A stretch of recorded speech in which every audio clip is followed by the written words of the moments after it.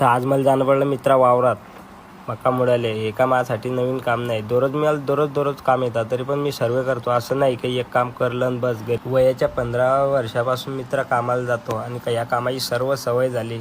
पैसे तर एवढे नाही कमवले, पण मित्र एकदम भारी कमवले.